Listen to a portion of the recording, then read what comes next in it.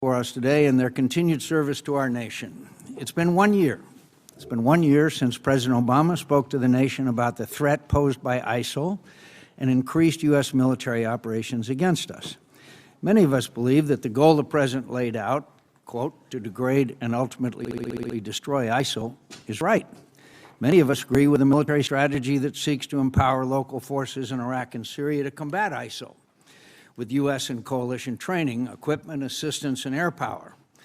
1 year into this campaign, it seems impossible to assert that ISIL is losing and that we are winning. And if you're not winning in this kind of warfare, you are losing. Stalemate is not success. It is accurate that we have conducted thousands of airstrikes against ISIL, trucks and fighters, bunkers and buildings. This conjures the illusion of progress, but what effect has that had? ISIL has lost some territory on the margin, mainly to Kurdish and Shiite forces, but ISIL has consolidated control of its core territories and expanded its control in Syria. It continues to dominate Sunni Arab areas in both Iraq and Syria. It maintains control of key cities like Mosul, Fallujah, and Ramadi, and efforts to retake those territories appear to have stalled entirely. Meanwhile, ISIL is expanding globally. It's now operating in Afghanistan, Yemen, Libya, and Egypt, and other radical Islamic groups like Boko Haram in Nigeria and al-Shabaab in Somalia have pledged allegiance to ISIL. This appearance of success only enhances ISIL's ability to radicalize, recruit, and grow. Published media reports suggest that the CIA's estimates of ISIL's manpower has remained constant, despite U.S. airstrikes, which suggests that either they were wrong to begin with or that ISIL is replacing its losses in real time. Neither is good. Indeed, this committee is disturbed by recent whistleblower allegations that officials at Central Command skewed intelligence assessments to paint an overly positive picture of conditions on the ground. We are currently investigating these allegations, which we take with the utmost seriousness. The Department of Defense should as well. And if true, those responsible must be held accountable. Ultimately, it's not that we are doing nothing to counter ISIL.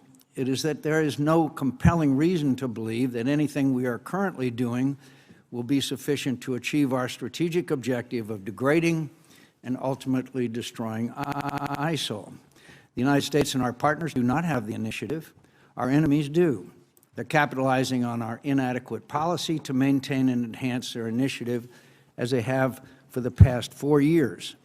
Indeed, the situation on the ground is now taking yet another dramatic turn for the worse, as several recent events make clear.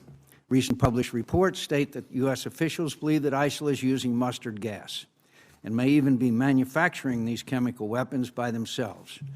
Whether ISIL is manufacturing chemical weapons themselves or acquired from former or current stocks maintained by Bashar Assad, this is a potential nightmare scenario for our partners in the Middle East and for us.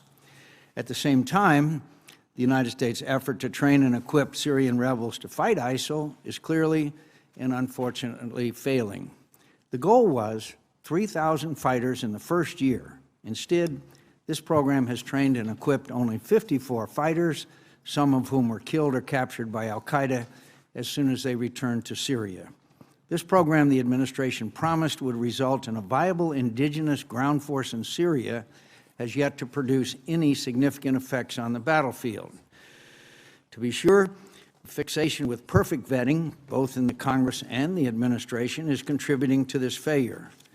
But far worse has been the administration's requirement that this new Syrian force could only fight ISIL, not the Assad regime, which has killed far more Syrians than ISIL, and the President's refusal until just weeks ago to authorize the close air support and other military assistance to ensure our Syrian partners would be successful. Unfortunately, these contradictions were clear from the beginning, and many members of this committee warned the administration to change course.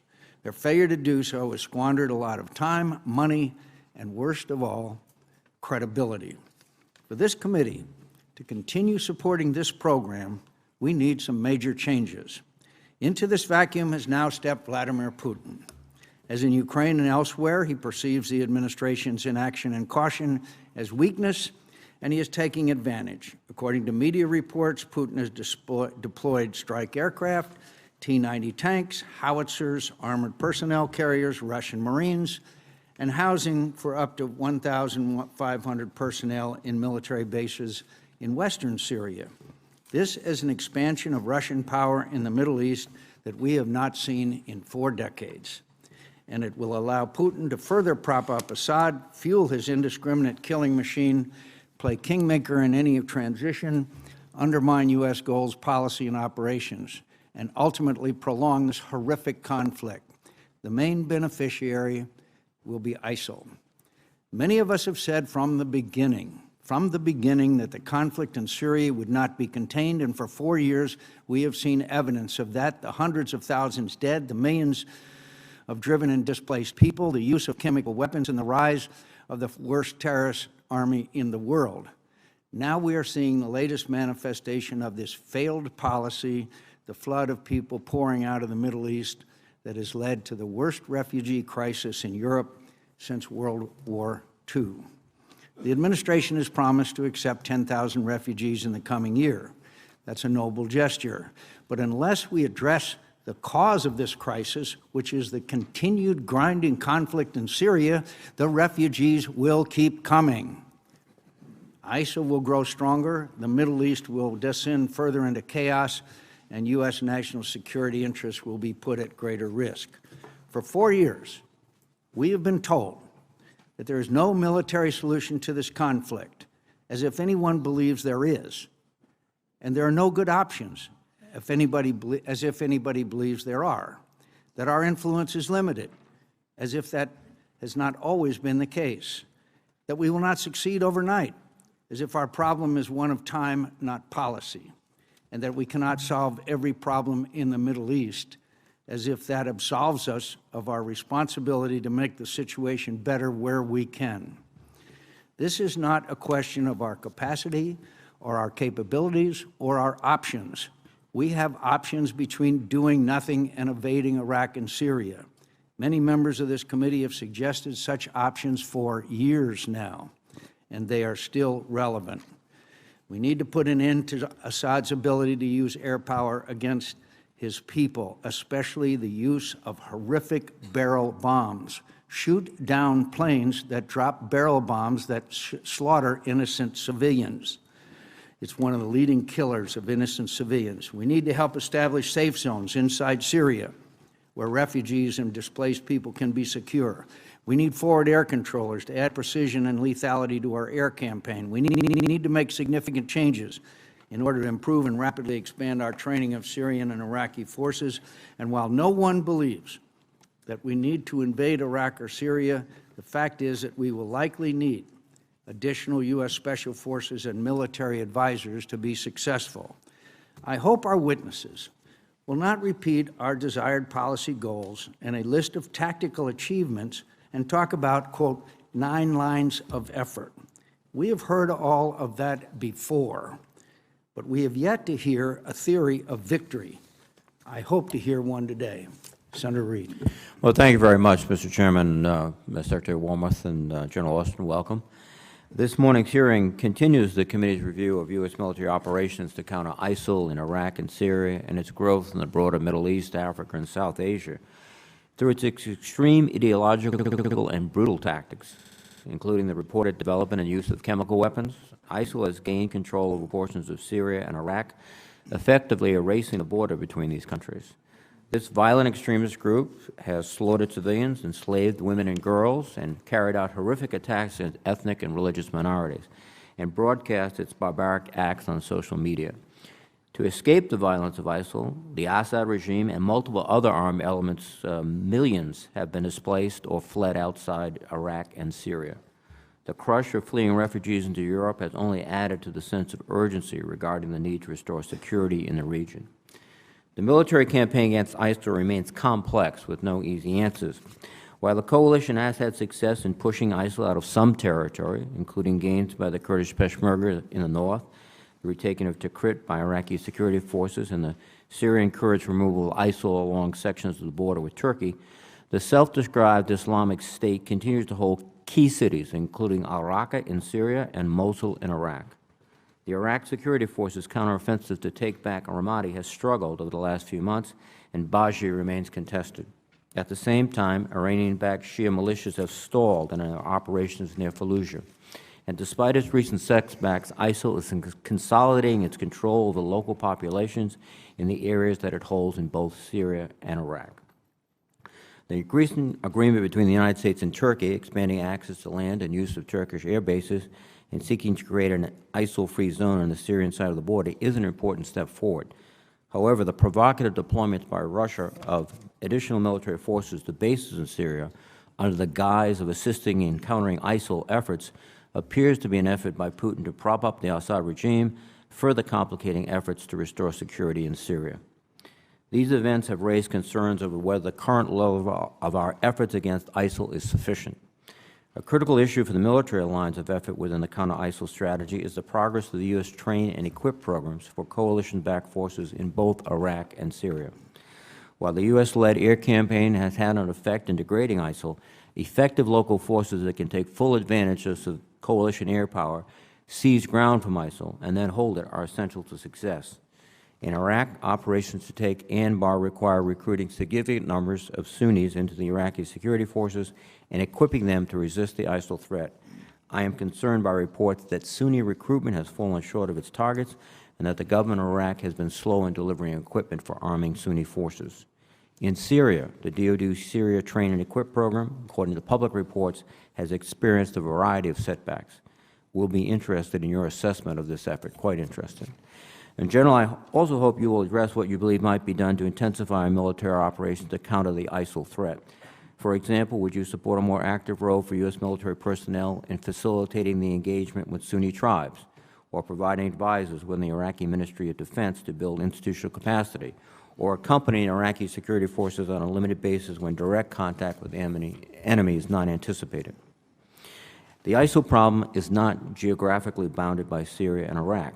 And indeed, as the Chairman has pointed out, ISIL-inspired or directed groups have appeared in Yemen, Afghanistan, Egypt, Libya, Nigeria, the Horn of Africa, and the Caucasus, and elsewhere.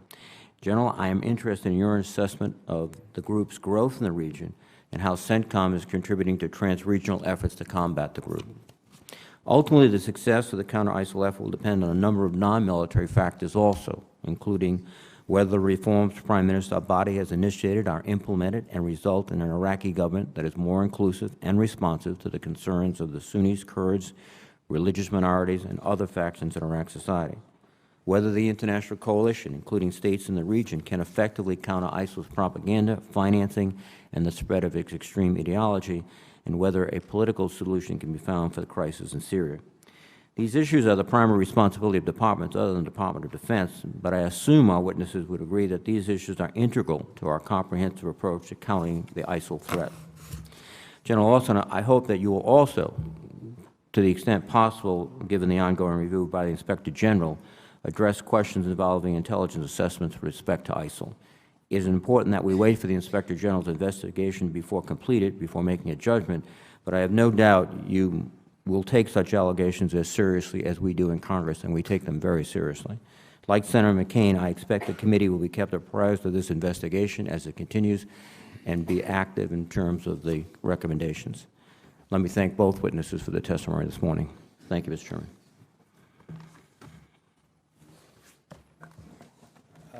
Ms. Wormuth. Thank you, Chairman McCain and Ranking Member Reed, as well as members of the committee. Thank you for the opportunity to be here today to give you an update on the military aspects of our counter-ISIL campaign. It's also a pleasure, as always, to be here with General Austin. We work very closely together every day on a range of issues, so it's nice to be here with him today. As the chairman said, it's been just over a year since the United States and a coalition of nations began the military campaign against ISIL. When we began that campaign about a year ago, ISIL was pushing into Kurdish territory in northern Iraq and pushing towards Baghdad. Over the past 12 months, ISIL has lost territory in both Syria and Iraq, despite advances it's made in Ramadi and Palmyra. Progress has been slow but steady. There have definitely been setbacks in the past year. While not 10 feet tall, ISIL remains a thinking enemy that adapts to evolving conditions on the battlefield.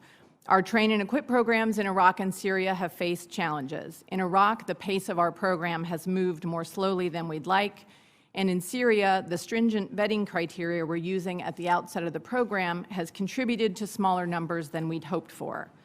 As the military campaign continues in both countries, we expect there will continue to be challenges clearing and holding territory.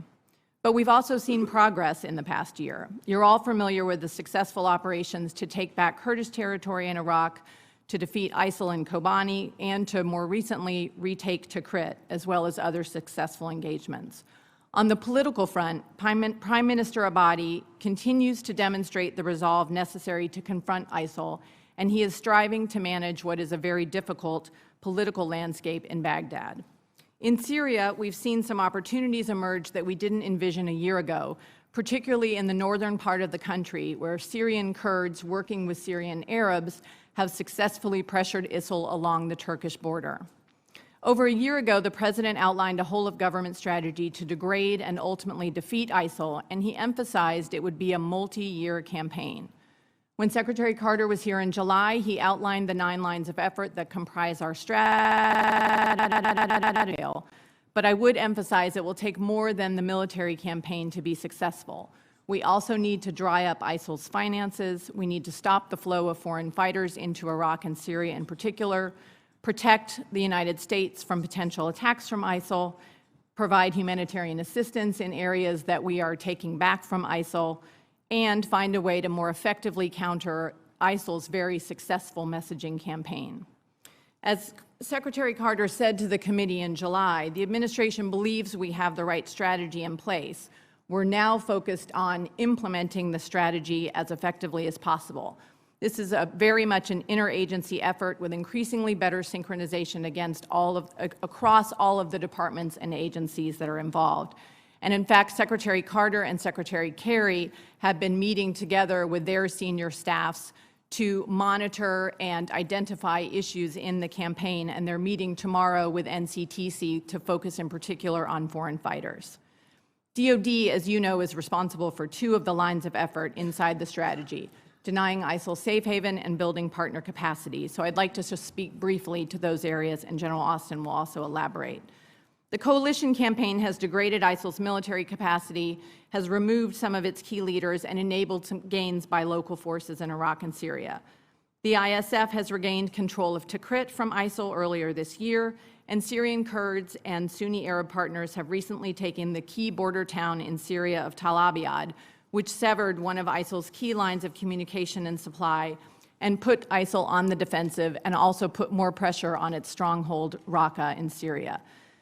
These examples demonstrate how when we have credible ground forces and we support them with our air power, ISIL can suffer.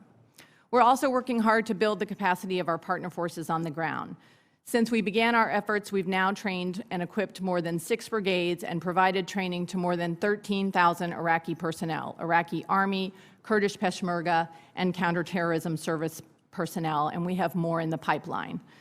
As Secretary Carter said in July, however, training for the Iraqi Army has been slowed by a lack of trainees coming into the training sites. Over the last several weeks, we've had better participation from Iraqi units at the training sites, and Iraq has actually expanded the pool of units that are eligible for training. Some of the units we've trained are now participating more directly in the fight in areas such as Ramadi.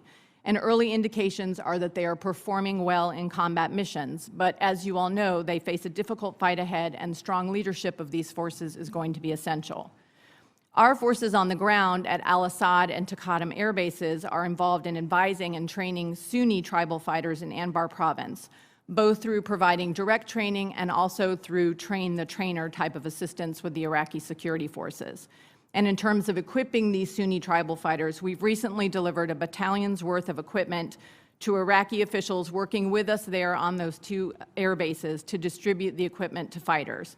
We're also now overseeing the distribution of the government of Iraq's equipment to these Sunni tribal fighters from these bases. So through these kinds of efforts, we now have more than 4,000 Sunni tribal fighters in Anbar province. We're also still in the early stages of our train and equip program in Syria. This effort, I think it's important to highlight, is just one element of what we're trying to do in the larger campaign in Syria, which includes an increasing number of airstrikes, as well as supporting partner forces on the ground, like the Syrian Kurds, the YPG, Sunni Arabs, and other local forces such as Turkmens, for example, to try to put pressure on ISIL in northeastern Syria. These efforts have substantially rolled ISIL back in this area and have had significant impacts on ISIL's freedom of movement and supply lines. As of September 15th, our Train and Equip program, the specific program we have, we're now currently training more than 100 fighters, and we have additional recruits in the pipeline. This number is definitely smaller than we'd hoped for, in part because, as the chairman and others have noted, we put our trainees through a very rigorous screening process to meet standards that are very appropriately laid out in U.S. law. We've closely aligned all of our efforts in all of these areas with our 62-country coalition. And as an example of how we're doing that, Turkey's recent decision to provide us access to bases at Incirlik and elsewhere has enabled us to expand the fight and is strengthening the cohesion of our efforts in Syria. Before turning to General Austin, I want to address Russia's involvement in Syria. We're closely tracking Russia's recent efforts to deploy additional military equipment and personnel to Syria, and we're in close touch with our allies and partners about these developments. Both Russia and Iran have continued to support politically and militarily the Assad regime, which has systematically murdered its own people and helped create the conditions of the current conflict and the rise of ISIL. What we need in Syria urgently is a political solution to the conflict through a transition away from Assad. And any actions that empower the regime to escalate the conflict are unwelcome and would be destabilizing and counterproductive. This is clearly a very difficult challenge that we face. We're not going to solve it quickly, but we have the right components in place to advance our objectives, and we're dynamically adjusting our campaign to a rapidly changing battlefield. Defeat against ISIL is going to require continued commitment, strong leadership from us and the global coalition, as well as commitment and sacrifice from local forces in Iraq and Syria. Thank you. Good morning, Chairman McCain, Senator Reid, and distinguished members of the committee. I want to thank you for the opportunity to appear here today to provide a current update on the progress achieved over the past year in support of the ongoing campaign to counter ISIL or Daesh in Iraq and Syria. I'm pleased to appear here this morning alongside Ms. Christine Wormuth. Ms. Wormuth is widely respected throughout the Department of Defense, and we are most grateful to her for her continued and strong support of our efforts at CENTCOM. I'll join Christine in making a few brief opening comments, and then we're prepared to answer your questions. Before providing a brief update on the counter-ISIL campaign, I did want to quickly address an important issue. As the chairman mentioned, there is an ongoing DoD IG investigation looking into allegations concerning the processing of intelligence information by CENTCOM's Intelligence Directorate.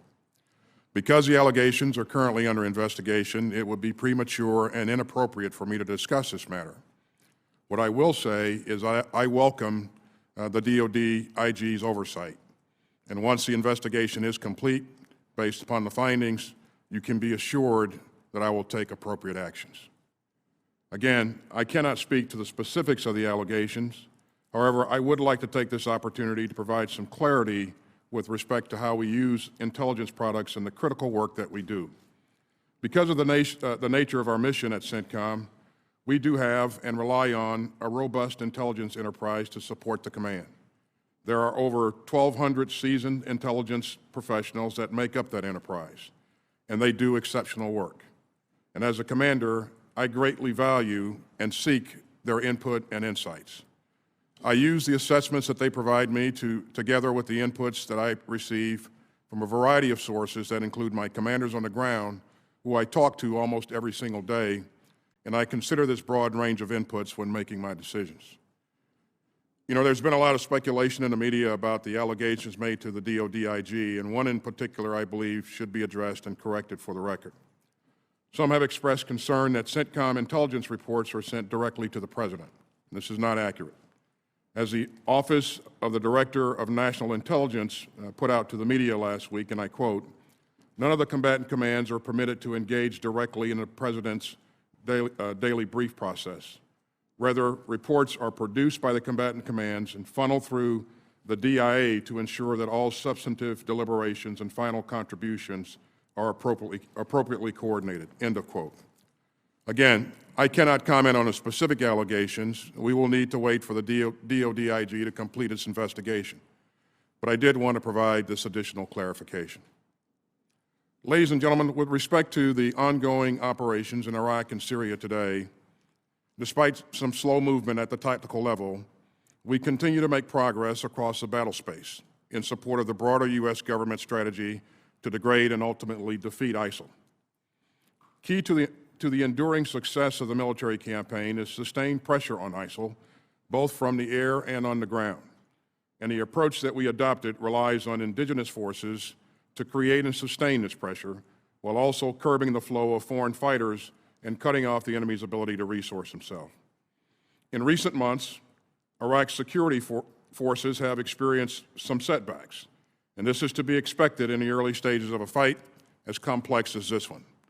But overall, enabled by coalition airstrikes and our advise and assist in building partner capacity efforts, the Iraqis continue to make progress.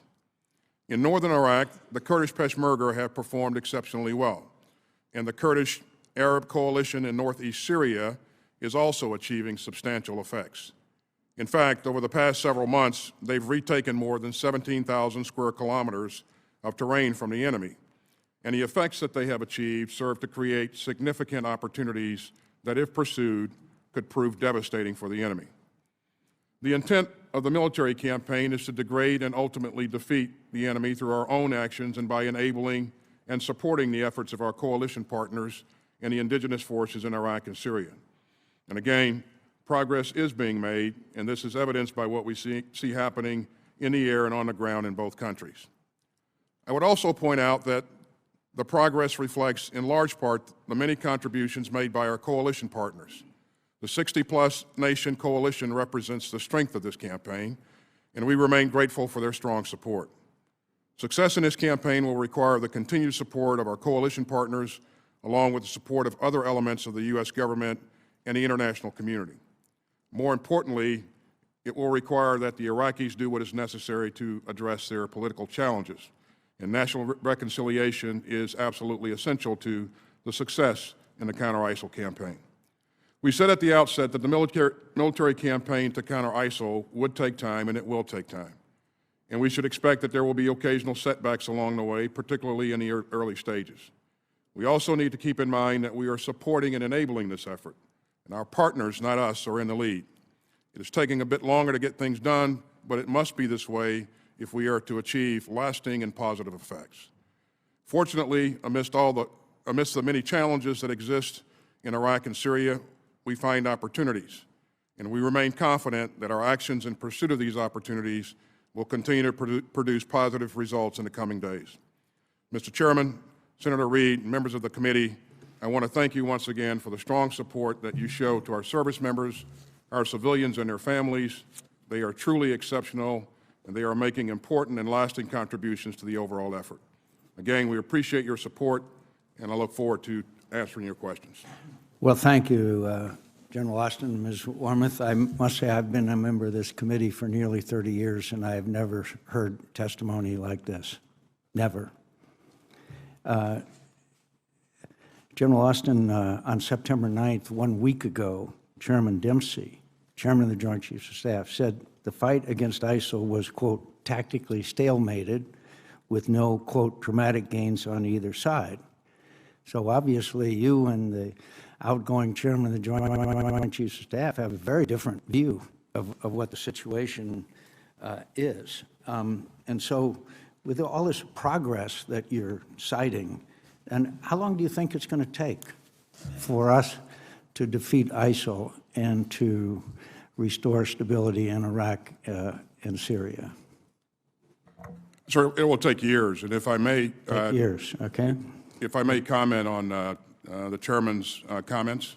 As I spoke to the chairman yesterday, and we did talk about this issue, and when I went back and took a look at what he said, he also said ISIL's future is increasingly dim as more nations join the anti-ISIL effort. And although it is tactically stalemated with no dramatic gains on either side, ISIL will move at the speed of its governance, not at the speed of its military capability. And I agree with the chairman, sir, on the issue of there haven't been any dramatic gains on either side. Dramatic. Yeah, that's different from, quote, tactically stalemated. Please, General. That's what Chairman Dempsey and Chairman Dunford said exactly the same thing.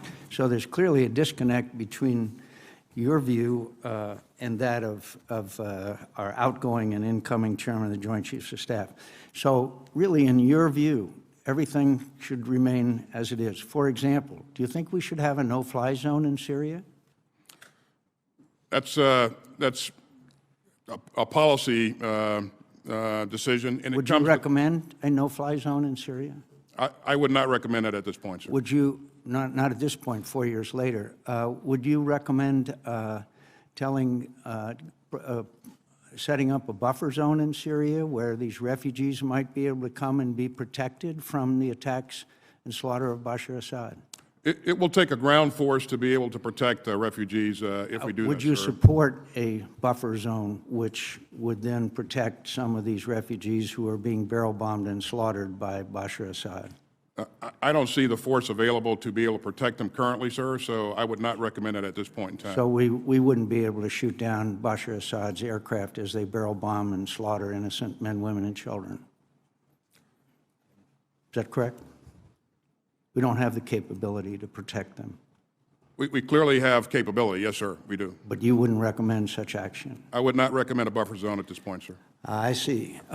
So basically, General, what you're telling us is that everything's fine. As we see hundreds of thousands of refugees leave and flood Europe, as we're seeing now 250,000 Syrians slaughtered, as you see more and more Iranian control of the Shia militia that are the only ones that are really doing the fighting besides the Peshmerga.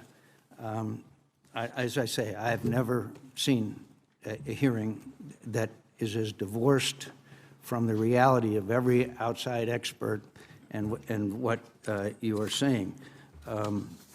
Does the massive flow of refugees from Syria have any effect on what you think we should be doing in Syria?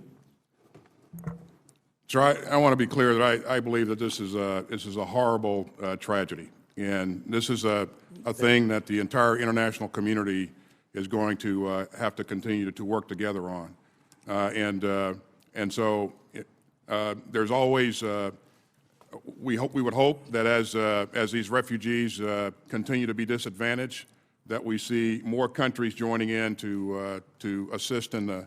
So you would not support a policy that would help protect these refugees from being slaughtered by Bashar Assad with his barrel bombs? Sir, it's always in our best interest to help protect civilians, but again, I would not recommend a buffer zone at this point in time. So everything is really going well? No, sir, that's not. Well, then if things aren't going well, and we've had, quote, setbacks, and the chairman of the Joint Chiefs of Staff says it's tactically stalemated, and you think everything is going well as pursuing the strategy and tactics on the ground that we are. General Austin, I respectfully disagree. I respectfully, fundamentally disagree. This is an abject failure. The refugees are the result of it. This is a result of leaving Iraq, and you were there at the meeting when Maliki told Senator Graham and I that if the others agreed, he would agree to keep a residual force there, and we never gave him the forces that we wanted to leave behind, which then set in train the departure of U.S. completely from Iraq and set the table for the catastrophe that we are seeing. This is, as I say, I have not attended a hearing that is so grossly distorted as the view of a terrible and tragic situation as I have seen from the witnesses. And by the way, Senator Graham and I predicted every single thing that is happening now.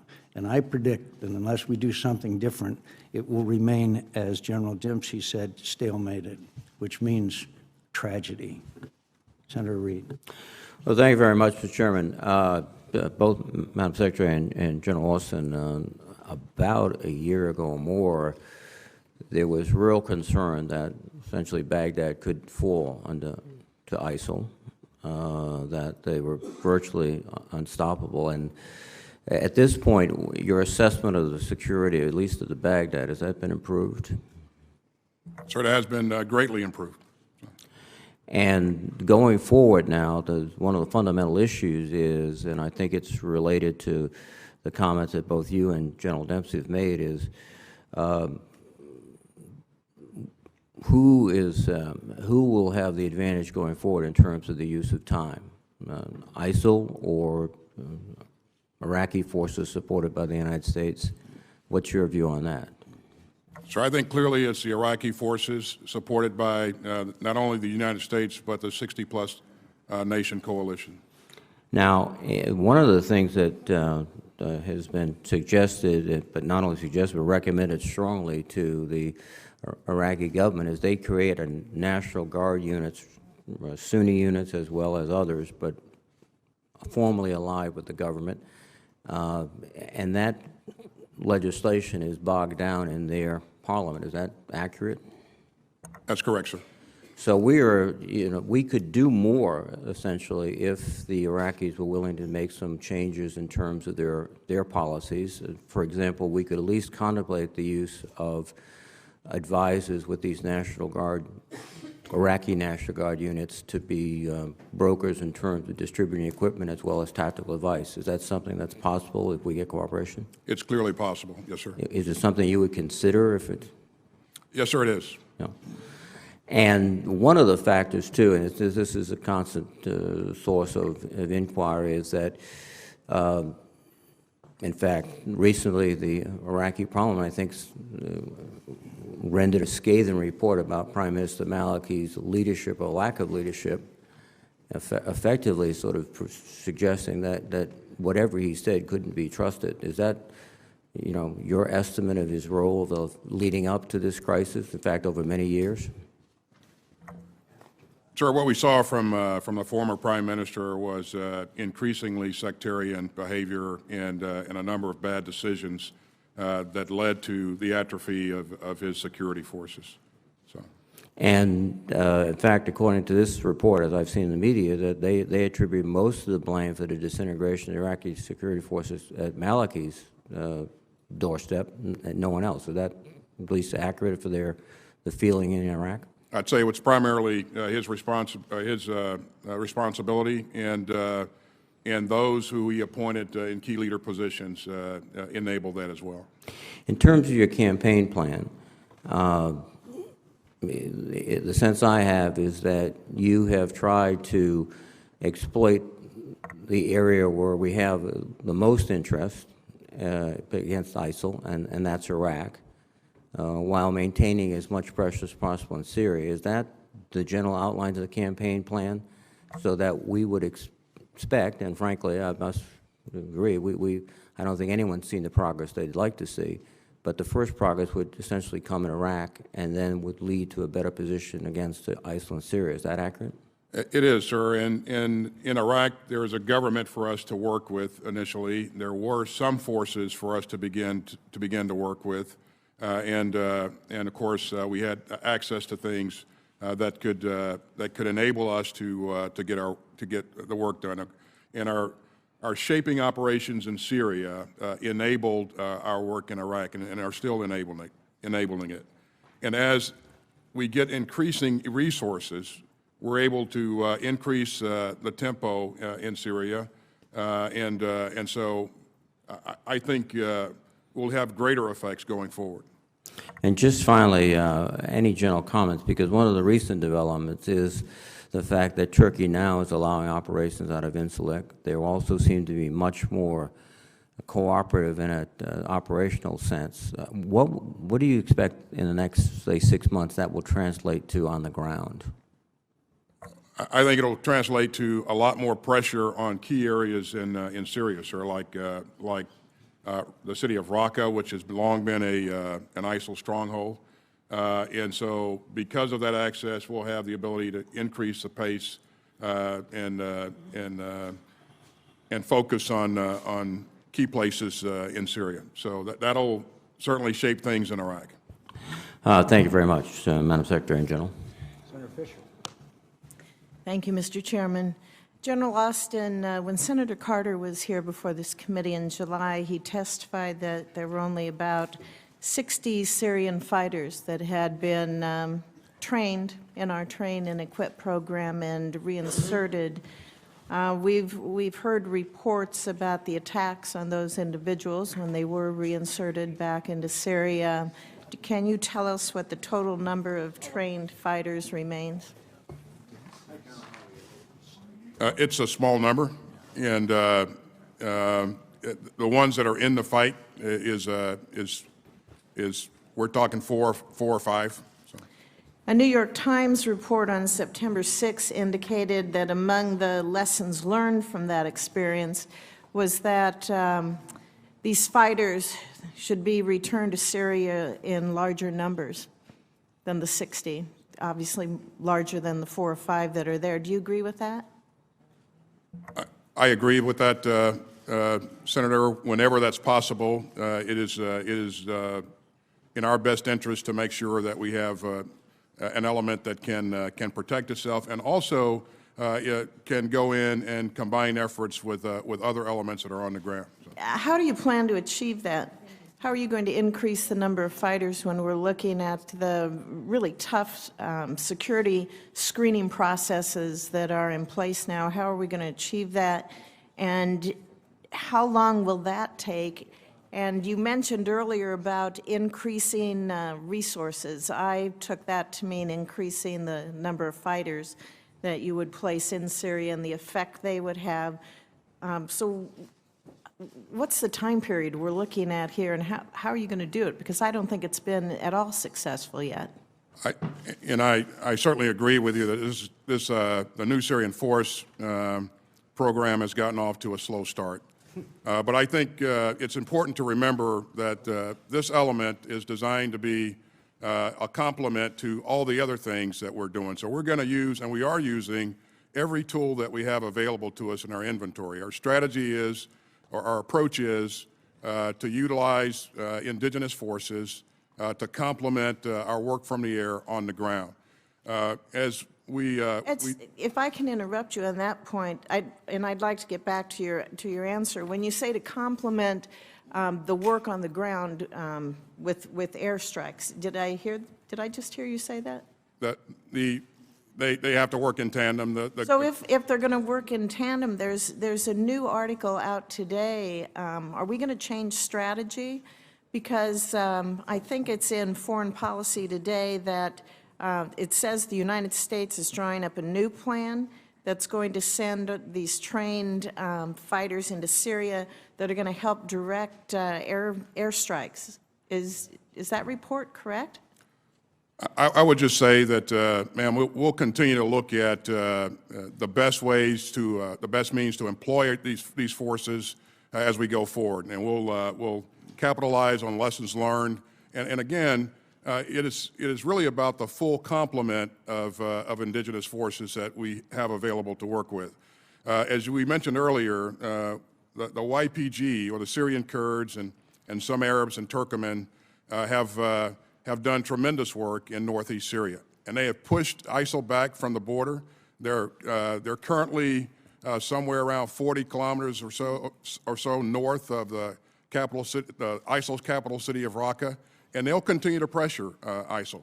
So the new Syrian force is additive to that effort. So with the fighters that we're training and equipping, is it still the goal to have about 12,000 of them there? Is that still the goal? What's the expectation then for them? Well, we certainly won't, at the pace we're going, we won't reach the goal that we had initially established for ourselves. But the overall goal is to make sure that we have enough mass to be able to get work done on the ground. And whether it's YPG elements or other elements that are able to help us, we can still achieve and are achieving the same effects. It's not aspirational. We're actually doing this today, and I think that's lost on a lot of people. And is the strategy changing for the work on the ground that you're asking for these fighters? we continue to look at the best means to employ them, and we will do what, ma'am, what you would expect us to do, and make adjustments as opportunities present themselves. Okay, thank you, sir. General, just to follow up, there's a foreign policy says, anxious to avoid another damaging setback for the training effort, the White House and the Pentagon are looking at attaching small numbers of fighters to larger established forces in northern Syria to ensure the rebels are better protected on the battlefield by more numerous experienced troops. Can you confirm or deny that that option is being looked at? Senator, Okay. Senator, we are reviewing the way forward with I'm the- asking if that option is being considered. We are looking at a range of options, and I one am of the options asking, is... look, I'm not asking you to come before this committee and obfuscate. I'm asking you a direct question. Is the Pentagon looking at that option? Yes or no? We are looking at that option as Thank well you as very others. much. Thank you. Thank you very much. Senator Nelson. General, it's my understanding that General Dempsey recently said that if the U.S. really seized control of the campaign against ISIS, we could speed up ISIS defeat, but that it would come at a great cost to our service members, and that another group with another name and ideology would just be back in a couple of years. Isn't that what you understand General Dempsey to have said, and that you have reaffirmed that here today? Yes, sir, it is. I think it's important that that the people in the country and in the region take ownership and work to put in place lasting solutions. And if we don't do that, we will be back in another 2 or 3 years. And because of that campaign against ISIS, it must be won by our coalition partners and the Iraqis, not just us. That's correct, sir. Would you care to read that statement again for clarity in your response to the chairman's question that General Dempsey had said in its full context? Yes, sir.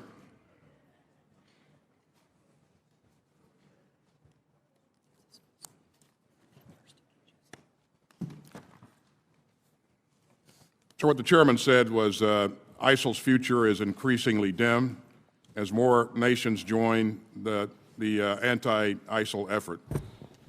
He further stated that although the fight right now is tactically stalemated with no dramatic gains on either side, Iraq will move at the speed of its governance and not at the speed of its military capability. Mr. Chairman, I have the transcript here in front of the committee. I would like to reinsert this transmit of General Dempsey, with your permission. Absolutely, and along with that, we will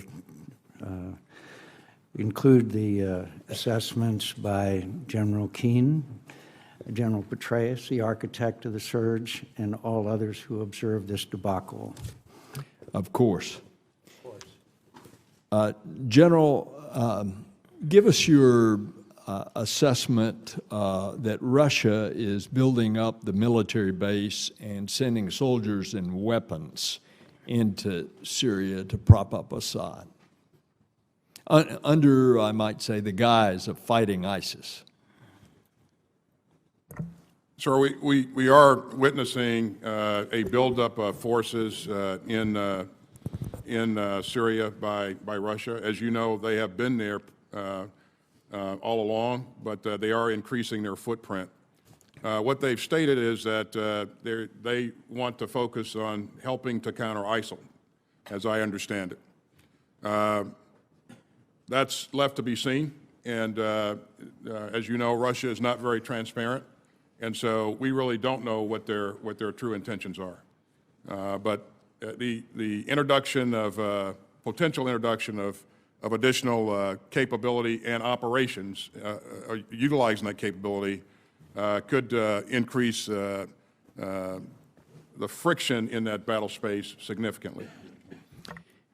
General, the Senate defense authorization bill calls for a 30% reduction in headquarters staff across the Department of Defense, starting with a 7.5% cut in fiscal year 2016. What impact will that cut have on your ability to conduct operations?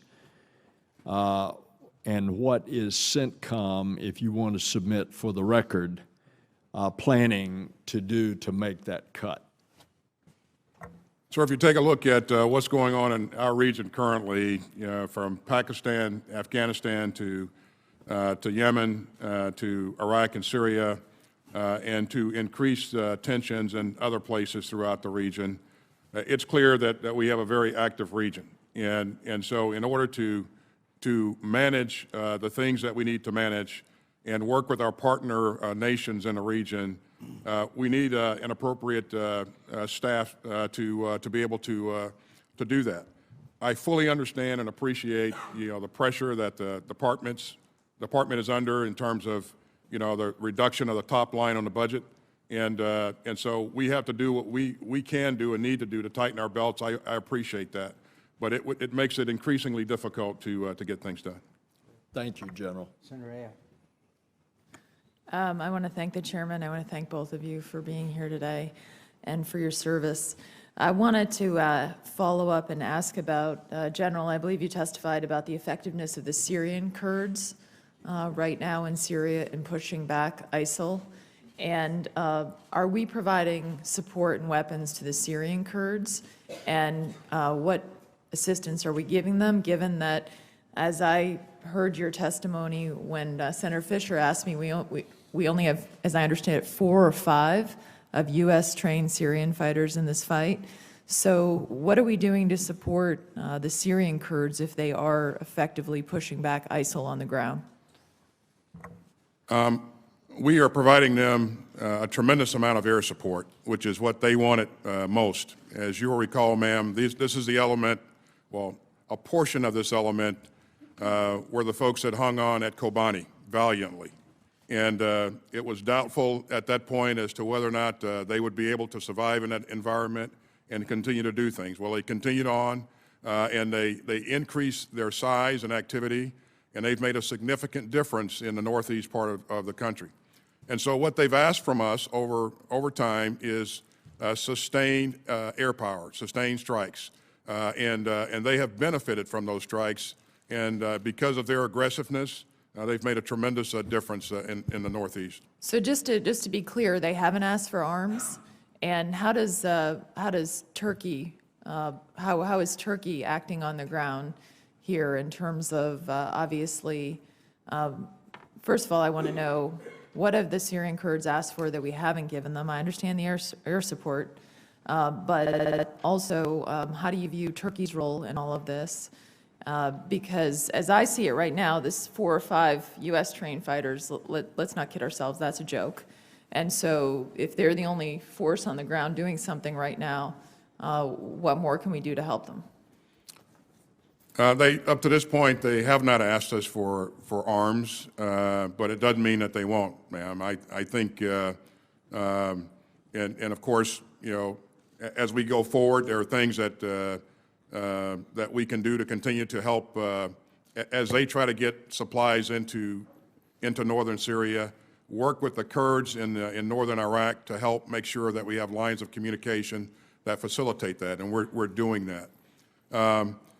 They will also need to partner with Syrian Arabs in the area, and they're doing that. And we are working with Syrian Arabs, developing relationships as well. And so I think it's a combination of all of these forces that are going to make a difference going forward. And again, we expect our footprint with the new Syrian forces to grow over time. So can you help me on Turkey? What role Turkey is playing or not playing here that we would like to see Turkey play? As you know, Senator, Turkey has just recently come on board and given us access to their bases, which is a tremendous capability. It shortens the legs of that our fighter pilots will have to fly. It allows us to be more responsive, and they also are flying strikes in our formations and focused on elements, ISIL elements in Syria thus far. And so they are adding value. And what we've asked them to do as well is to continue to tighten up or abate the flow of foreign fighters and lethal accelerants coming across the border. So I want to ask before we leave, what role is Iran playing right now in Syria? How much support are they providing for the Assad regime? How do we evaluate their significance in fueling this conflict? And also their support for Hezbollah. What role is Hezbollah playing in terms of supporting the Assad regime? Well, we know that Iran has been instrumental in providing support to Syria throughout, and we see increasingly that they would like to provide, they want to provide more support. What that will mean in the future, I don't know, but they are active in Syria. So perhaps if they had more cash and money, they would like to provide more support to the Assad regime. That would be,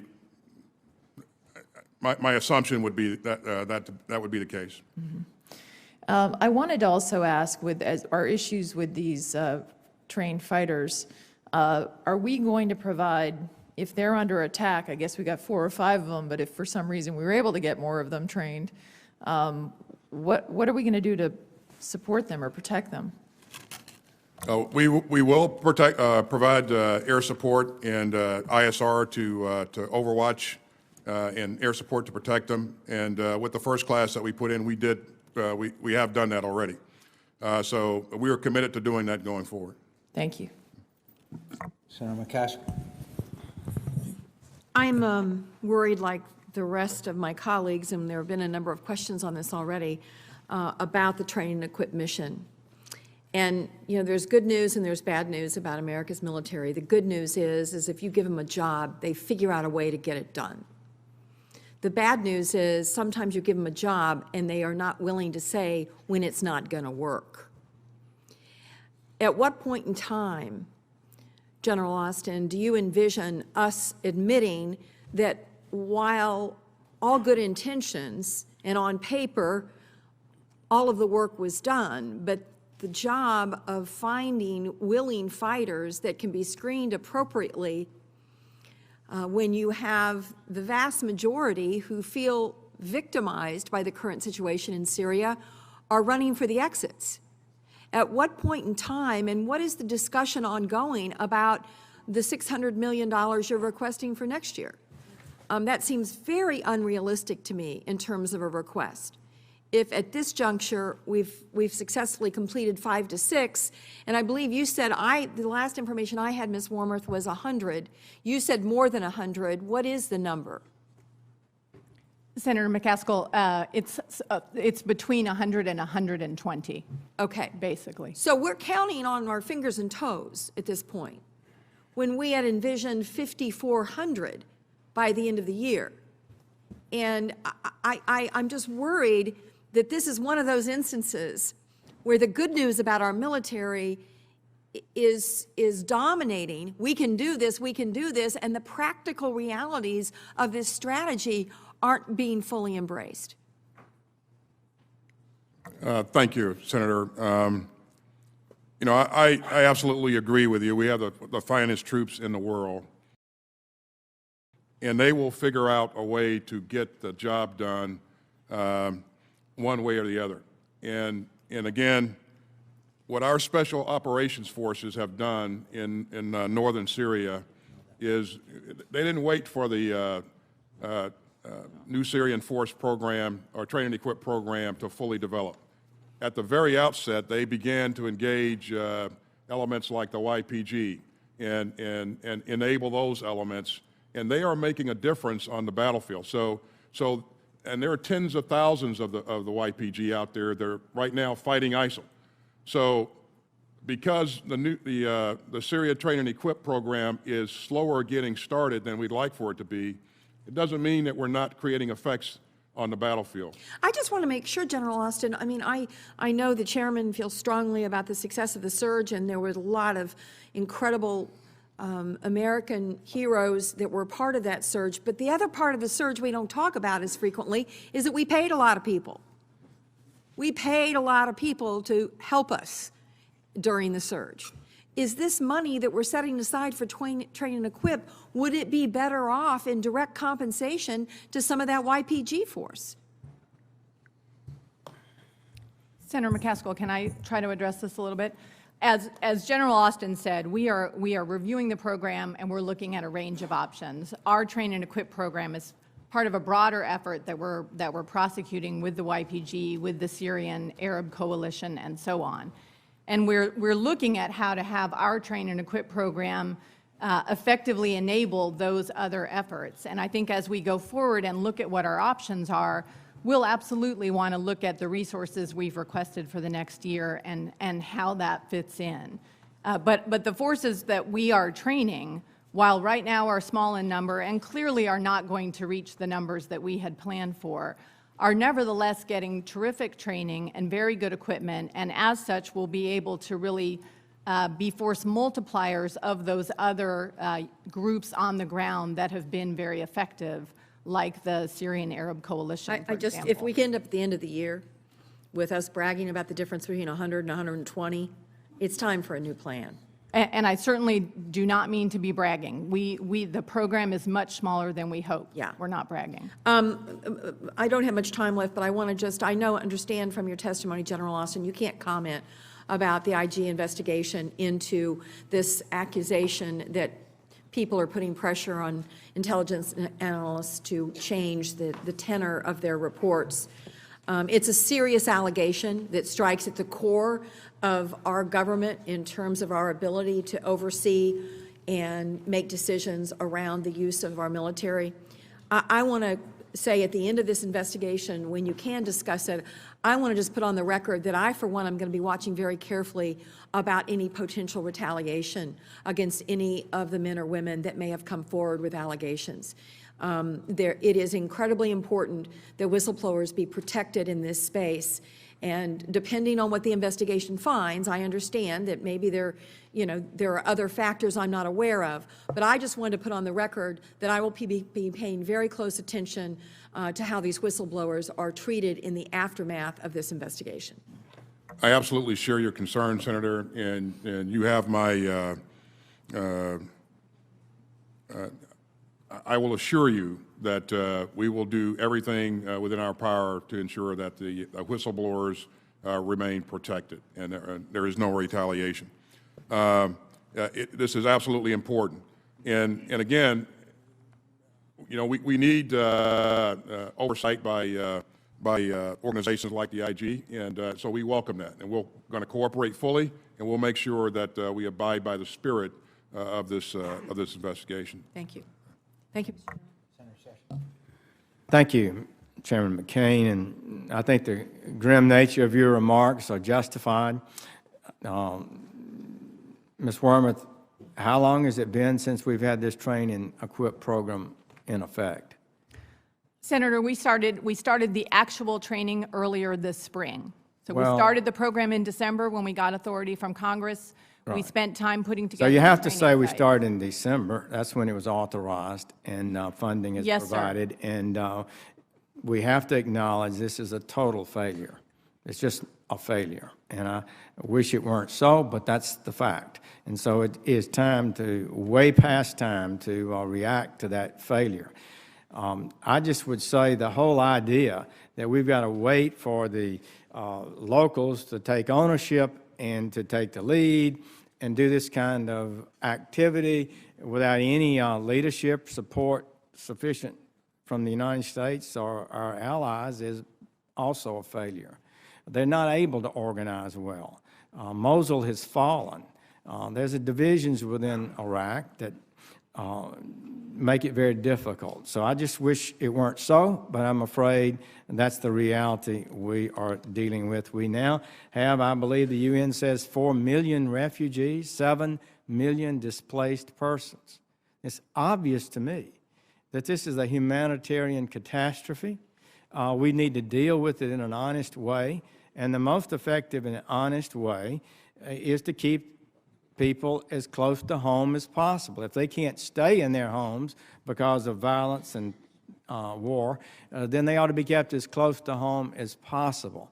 I talked to a senior European official recently, and he told me that this refugee crisis is the greatest threat to Europe since World War II.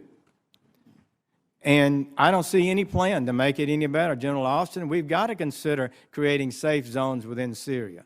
I understand there are some places in Syria now that refugees can stay.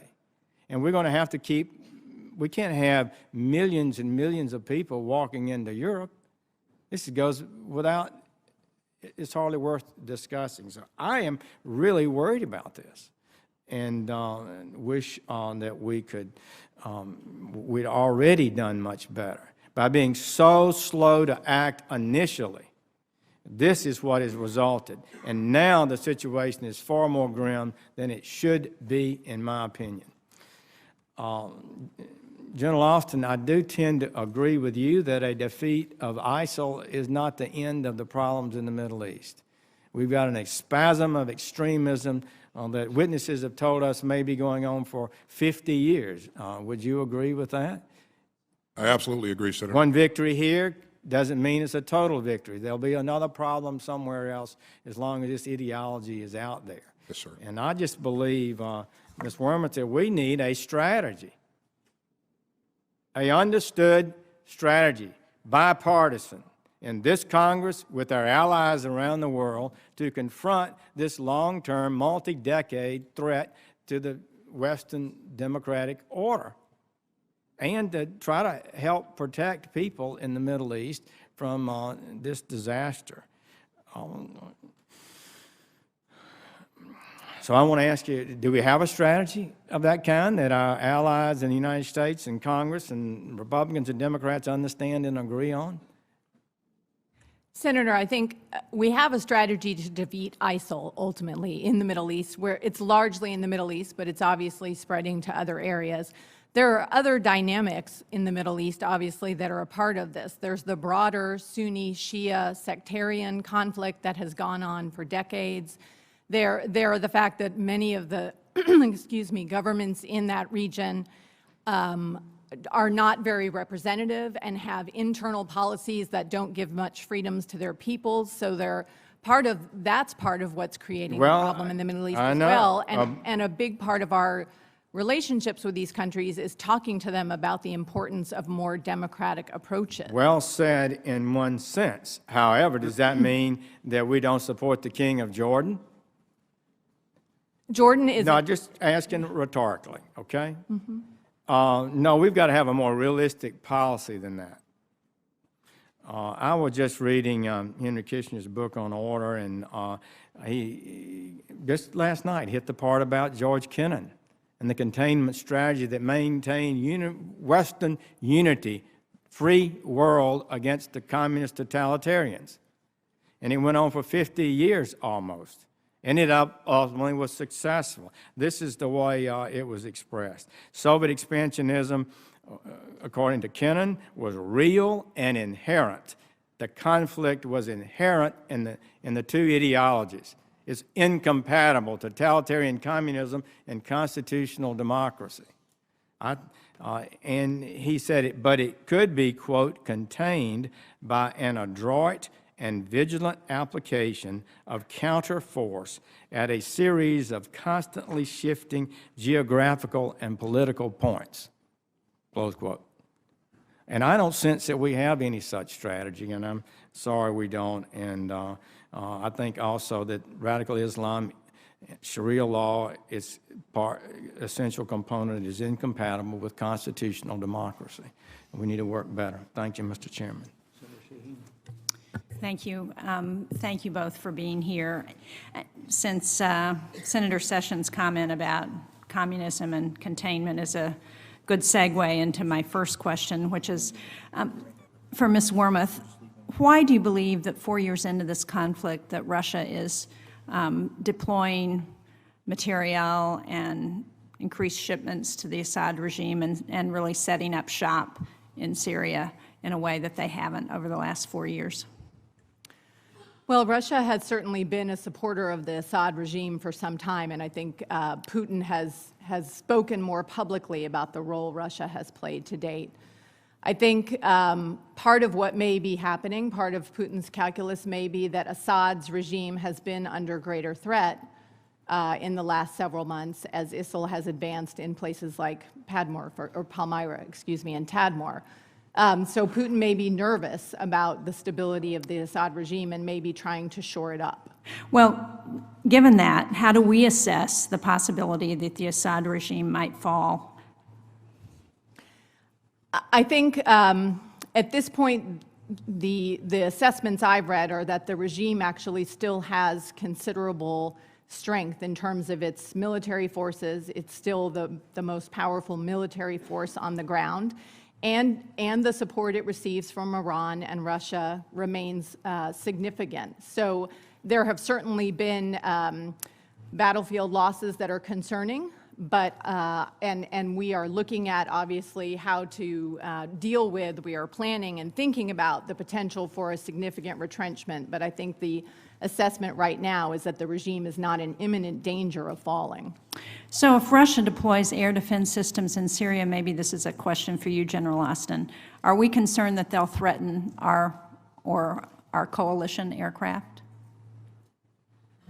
That if they're trying to operate in the same space, Senator, that possibility is clearly there. And how are we thinking about responding to that? Well, for either of you? I think we're still in the early stages of what exactly Russia is doing. But at the diplomatic level, we're making very clear that deployments that are going to shore up the regime, draw out the conflict, are counterproductive and destabilizing. And that if this is really about Russia trying to join the fight against ISIL, then we would expect the kinds of military capabilities they deploy to be consistent with that. So how are we making that clear to Russia? Well, there are a number of channels, but in particular, Secretary Kerry speaks to his counterpart very regularly and has been making that point very clear. And then I would say on the military side, and I'm sure General Austin can elaborate on this, if in fact it gets to a point where we see Russian aircraft operating in that area, we would, I would imagine, need to set up some sort of deconfliction mechanism so that we can continue our counter-ISIL campaign there. General Austin?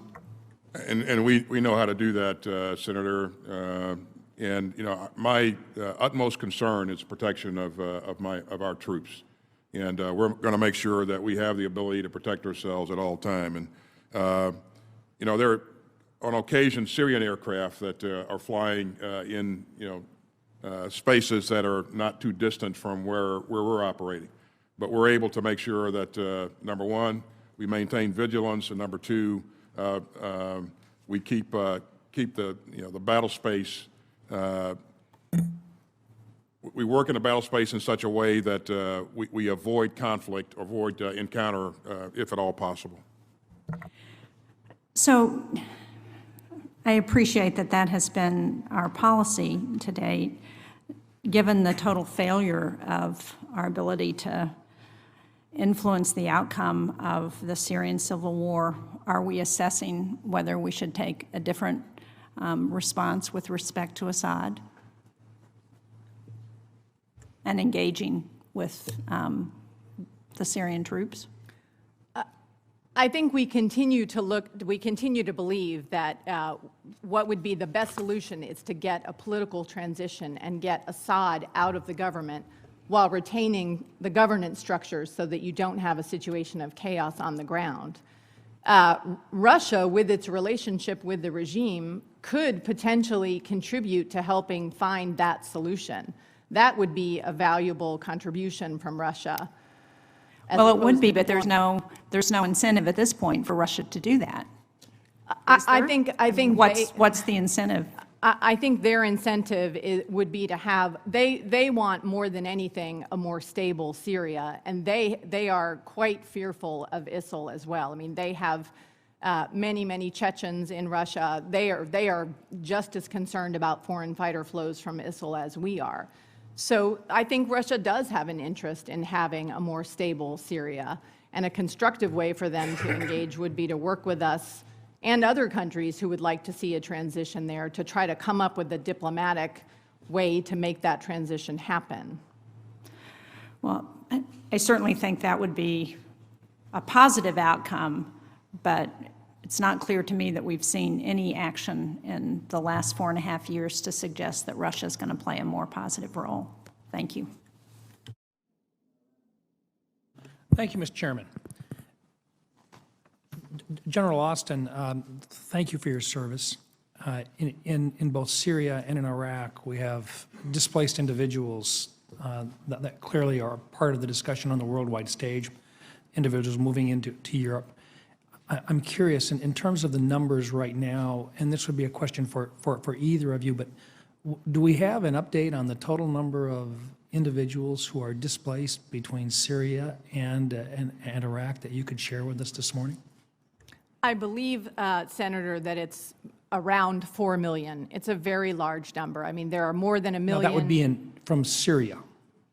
I thought it was from Syria and Iraq. But for example, there's more than 1 million refugees in Turkey right now. There are many hundreds of thousands, if not 1 million refugees in Jordan.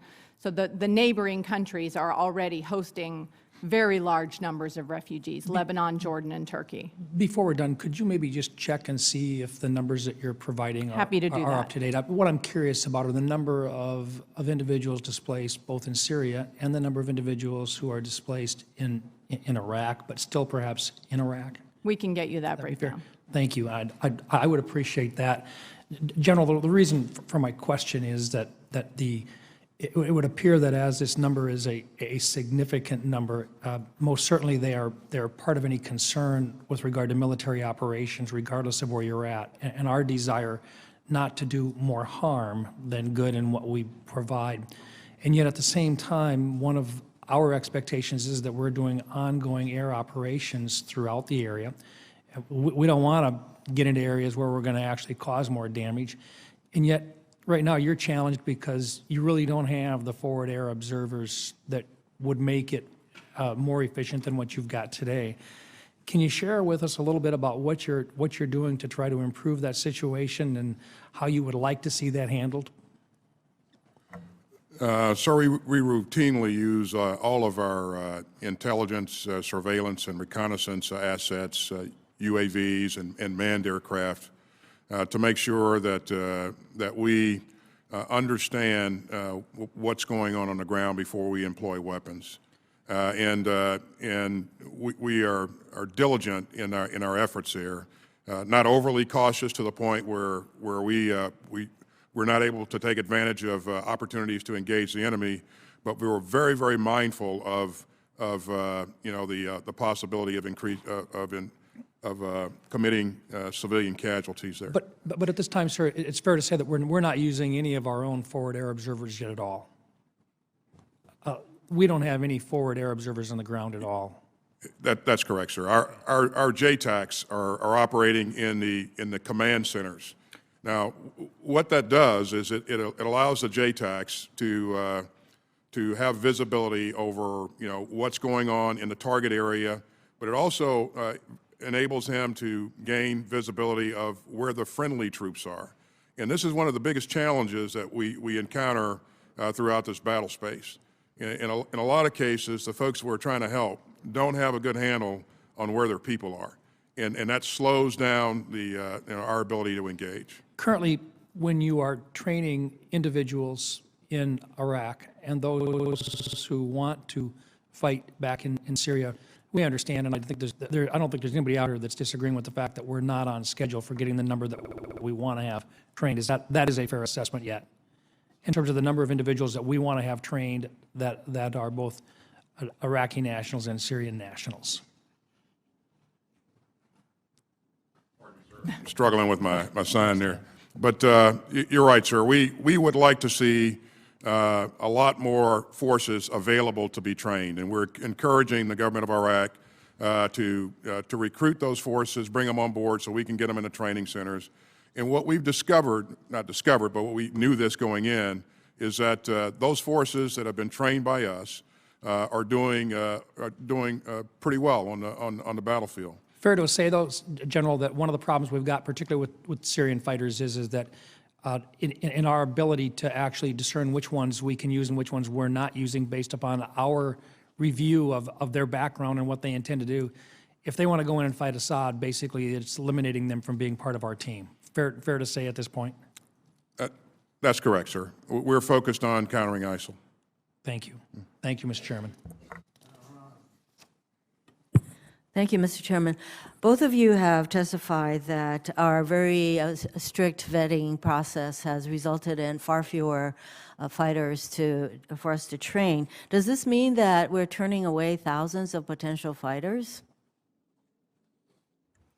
Senator, I would say two things. One, because the authority we have focuses our program on fighting ISIL, there are a number of individuals who might like to receive training from the United States or equipment, for that matter, focus of our program. And then in the other way the standards affect the recruiting pool is obviously we want to make sure that we have confidence in the people we bring into our program and that we can give them equipment and trust them to use that appropriately, trust them to fight on the battlefield in a way that's consistent with the laws of armed conflict. And in many cases, people who might be interested in volunteering don't meet those standards or are younger than, are under the age of 18, for example, or who are otherwise not medically qualified. Assessments that you're doing is to review whether or not we're being unrealistic and regarding the kinds of factors that we want you to take into consideration before you will train a particular individual. Is that one of the areas that you are looking to, which may require congressional action? We certainly are looking at our recruiting and screening process all of the time. Even before, frankly, the first class was reinserted, we were looking at how to speed up our recruiting process and speed up the screening process. We are looking at the kinds of criteria that we have in place, but I think our view is that right now our criteria are very consistent with the requirements that Congress gave us, and if we were to loosen them, for example, I think we would absolutely have to come back to you all and ask for a different Well, and that is my question, whether or not you're seriously considering asking us to reevaluate the criteria that Congress established. Now, I know we're talking today a lot about what's going on the ground, but of concern is also, and you mentioned this in your testimony, that you're looking for more effective ways to counter ISIL's very effective messaging campaign. There are concerns about ISIL's ability to motivate lone wolves who will take action without ever having direct contact with ISIL. And so taking action in our country as well as elsewhere. So what are some of the effective ways that you are countering ISIL's messaging strategy? I think we are taking some steps that are effective, but we need to do more. Part of what we have been working, for example, closely with a number of countries in the coalition to identify communicators inside of those communities who have credibility with Muslim populations and who will be able to lay out a compelling reasons why ISIL's theology is completely bankrupt. So we've been working with governments to counter violent extremism. We have been working to get our messages out about military successes that we have more effectively, but a lot of it is working with the private sector and the civil society to try to get the right kinds of messengers to speak to these kinds of groups. It's a very challenging part of our effort, and I think we need to do more there. I completely agree with that because I do think that the lone wolf phenomenon and the problem is one that we really don't have a very good handle on. General, I think you mentioned that you thought that there were signs that Iran would like to be more active in supporting Syria and possibly that because of the agreement and they're getting their hands on more money as the sanctions get lifted. You said you saw some signs that Iran would like to do more. So what are these signs that you're referring to? Because we know that Iran is already supporting Syria, so, you know, are you expecting that they're going to put billions more into their support of Assad? They are already supporting Syria. So Yes. You're exactly right. As things become more dynamic in Syria and the regime is increasingly challenged, it's my assessment that Iran will want to continue to try to shore them up in a greater way. And it's not as though our country is going to just stand by idly while Iran proceeds with that kind of a program, correct? We're not going to just sit there. No, certainly they not. do I mean, we absolutely are very focused on countering Iran's malign activities in Syria as well as the broader region. We have sanctions of our own that are in place to try to block arms, for example, going to countries. We have interdicted or worked with folks in the coalition to interdict weapons going from Iran to the Houthis, for example, and we would continue to try to use those kinds of tools to limit Iran's ability to support the Syrians. Thank you. Thank you, Mr. Chairman, for calling this important hearing, and thank you, Secretary Wormuth and General Austin, for taking the time today to answer our questions. It's deeply appreciated.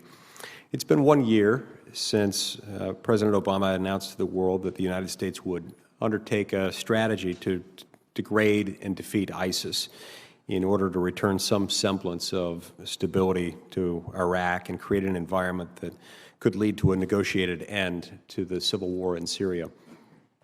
It was my belief that President Obama's overall goal and the strategy he outlined to achieve that goal may have been beset from the outset by some flawed assumptions, some contradictions, and perhaps an excessive reliance on political forecasting in a region of the world that is anything but easy to predict. Now, this, compounded by a string of recent events, is why I think it may be time for us to reassess the way the United States views this conflict and chooses to respond to it. And I think we need to start by making clear-eyed threat assessments and prioritizing U.S. national security interests. General Austin, what's your assessment of the most significant threats that the conflict in Syria and in Iraq pose to the security of U.S. citizens and our freedoms? And in other words, at the end of the day, what needs to be accomplished for the U.S. government to fulfill, to perform its constitutional duty to protect the people of the United States and our interests? This is, thank you, Senator. This is a transnational threat, and if left unchecked, it will continue to expand and to try to take up or occupy territory and govern. In doing so, it will try to erase international boundaries. It will try to do a number of things that will cause tremendous pain and suffering throughout the region. It will also export terror. In my belief, it will export terror to other parts of the world, and particularly to places like our homeland. We see the beginnings of this in this lone wolf activity that we talk about. We also see, or we are concerned about, individuals who go into Iraq and Syria and fight as a part of this effort, and potentially return back to our homeland and bring those skills back with them. So it is a threat to us, and I think the threat will continue to increase. Now, the administration's strategy is to create an environment in Syria that will be likely to lead to a negotiated settlement of the civil war and result in the removal of Bashar al-Assad from power in Damascus. In your professional military opinion, General Austin, and given your knowledge of the region, what level of pressure would need to be leveraged against Mr. Assad and his supporters in order for them to capitulate, especially as Many Alawites and other minority groups view some opposition groups as a threat to their survival, and how much investment would be needed from the coalition countries in order to provide security and stability in a hypothetical post-Assad Syria? I think that Assad would only be willing, as you have stated, Senator, to come to the table to negotiate a settlement if he feels like he is threatened. And as things continue to develop in the country, we see a number of elements, al-Nusra Front, others that are fighting the regime, ISIL. Their efforts come together and place increasing pressure on Assad. He is losing. He still has significant capability, but he's losing capability every day. Now, the wild card is when countries like Iran or potentially Russia could possibly move in and shore him up. It could extend things for a bit of time. Now, in a post-Assad environment, we have to consider that there are a number of elements there that will continue to be there and will continue to fight. Al-Nusra is one of those elements.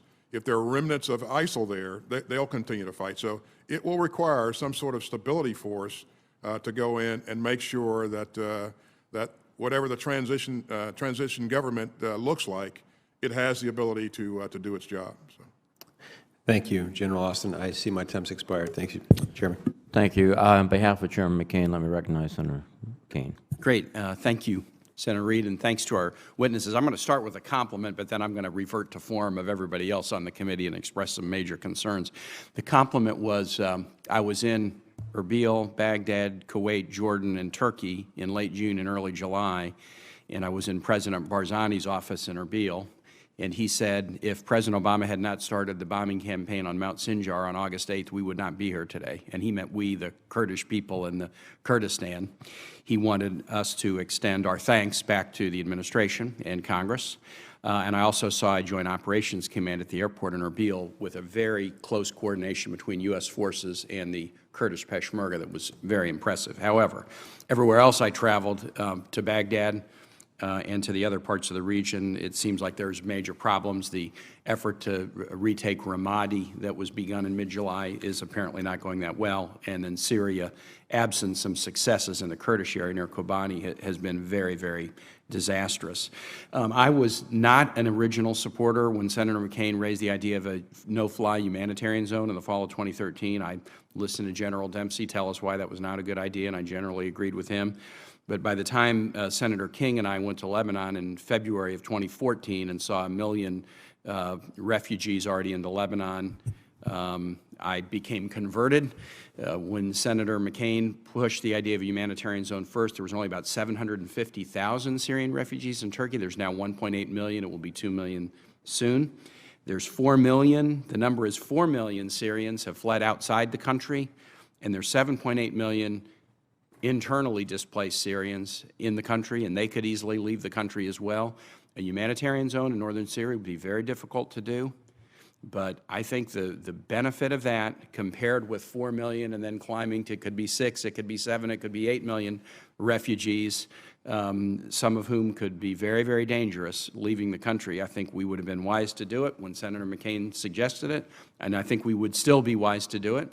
And from having met with a number of Syrian refugees in Gaziantep, Turkey, an awful lot of those who fled the country would go back if they felt that there was a place where basic needs would be met and they would be safe.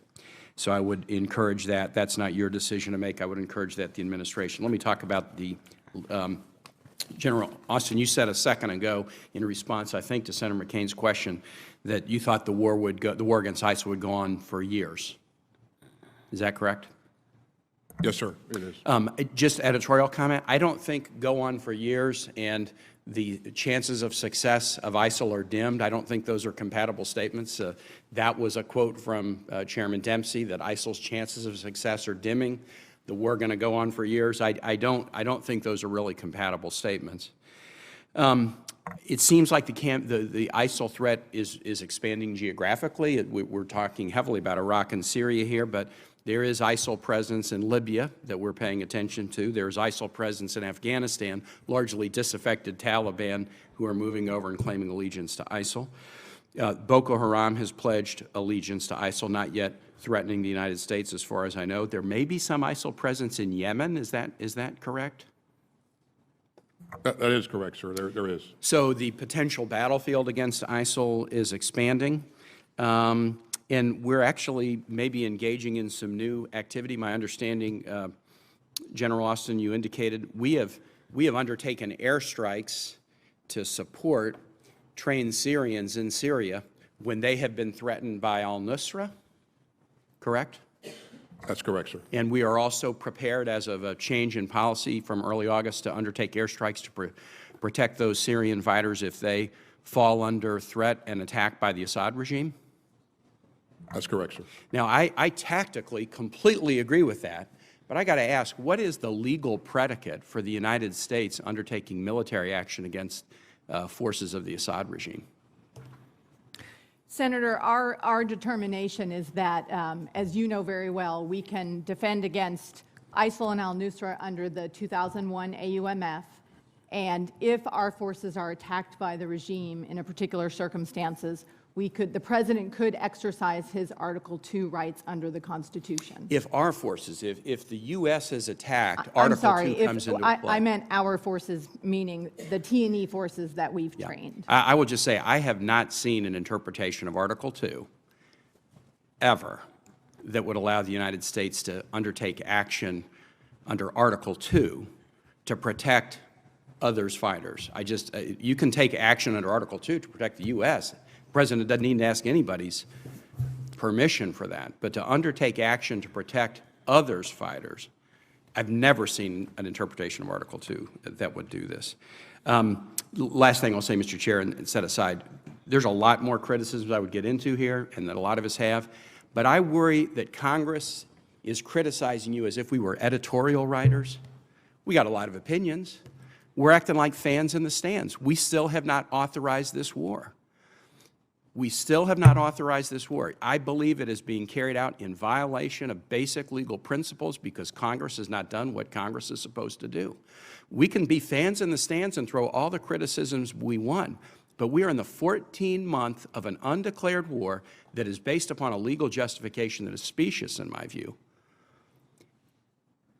But Congress has allowed it to happen, completely giving up their Article I responsibilities. And now that we've been told that the war is going to go on for years, my question is just to my colleagues, how long are we going to allow a president to wage an executive war without a congressional authorization? I think we're afraid to touch this, so we can criticize this all we want. And we'll have many more hearings like this over the course of a number of years, and I'm sure we'll have critical things to say. But if we're not willing to do our constitutional duty, I mean, why are we here? We're not fans. We're supposed to be the owners of this team. Thank you, Mr. Chair. Thank you, Senator Kane. On behalf of the Chairman, I recognize Senator Cotton. If that's the question, I will say the answer is wars are not won with paper resolutions. They are won with iron resolution, and that is clearly lacking in our strategy right now against the Islamic State. General Austin, Ms. Wormuth, thank you for coming. General Austin in particular, for all the thousands of troopers you represent, for your service and their service. I want to speak briefly about the reports that there may have been some efforts to cook the books about our performance in the campaign against the Islamic State. I know in your opening statement you acknowledged this, acknowledged the problem. There is ongoing investigations to include with the IG, but you have an ongoing challenge in your intelligence reporting and the way that affects your operations as well as the command climate. So putting aside the IG investigation, could you just tell us what steps you're taking to confront those challenges that you face on a daily basis? I have recently and continue to emphasize, Senator, to all of my subordinates that my expectation is that I get candid and accurate intelligence assessments, from my staff. I've also emphasized to my entire command, as I have in every command that I've had, that the welfare of my people is extremely important to me. And so, I care about my people. My expectation is that they have a climate that's conducive to providing for a good, healthy, sound work environment for them. Thank you. I mean, I would have to say, too, as someone who regularly consumes intelligence community products on the Islamic State and our campaign against them as a member of this committee and a member of the Intelligence Committee, I was very surprised to hear allegations that books are being cooked, because those products are not painting a very pretty picture of how this campaign is going. General Austin, I want to move now to events in Syria, and in particular, Russia's military buildup. Published reports have said in the last couple of weeks, to include admissions of senior Russian officials, that Russia is sending aircraft there, air defense systems, armored personnel carriers, main battle tanks now, in addition to life support systems like modular housing that are clearly designed for a large and continued presence. How many airstrikes is the coalition conducting on a daily basis right now in Syria? We're conducting overall about 24 or so airstrikes in Iraq and Syria, and about a third of those are in Syria. So, what efforts, if any, do we have underway to deconflict this battle space now that we have hundreds, perhaps thousands of Russians running around with air defense systems and battle tanks and personnel carriers? well, we continue to, from a military perspective, we continue to look at what the possibilities for encounters are, Senator, and we make sure that we have measures in place to ensure that we don't have an inadvertent encounter with either a Russian aircraft or a Syrian aircraft. Do our pilots have to have 100% positive identification that there is no Russian on a target before they can strike that target? Well, the Russians, to my knowledge, have not started operations as of this point, so we've not had to encounter that yet. But clearly, these are things that, from a tactical perspective, that we will continue to work and think through. Assad's other main supporter inside of Syria is Iran, and specifically the Revolutionary Guard Corps and the Quds Force, which has been present in Syria for years.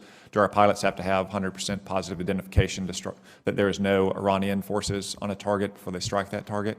Our pilots have to have 100%, well, they have to have certainty, Senator, that there are ISIL targets there that will be engaged. And since, as you know, we can see what we're shooting at or what we're engaging, this is not an issue. So. Mr. Wormuth, there's a report recently in the media that Russia offered in 2012 to help the West remove Assad from power, and that the United States declined that offer because we believed that Assad would fall of his own accord. Is that an accurate report?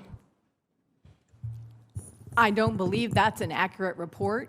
But that's obviously from several years ago, and I wasn't in this position at that time, so I don't believe it's accurate, but I don't believe it's accurate. Do you believe that Iran and their proxies can be a partner in the fight against the Islamic State in any way in Iraq or Syria? No, not really. I mean, we're not cooperating with Iran right now in Iraq, for example. We're deconflicting. As you know well, they certainly have a role with some of the Shia militia on the ground, some of the popular mobilization forces. But we are not cooperating, and I don't see Iran as having a productive role in either Iraq or Syria. Thank you. I would agree, given the fact that their militias in Iraq had to rely on U.S. air power, and now they appear to be relying on Russian forces in Iran to back up their hapless efforts, that they aren't going to be a partner, and trying to rely on Iran to defeat the Islamic State is like trying to rely on gasoline to put out a fire. Thank you, Senator Cotton. On behalf of the chairman, Senator King. Thank you, Mr. Chair. General, I just want to touch for a few moments on the intelligence issue. I consider this extremely grave, a grave issue, because if we don't have reliable intelligence as policymakers, and if the president doesn't have reliable intelligence, we can't make good policy, and this keeps happening.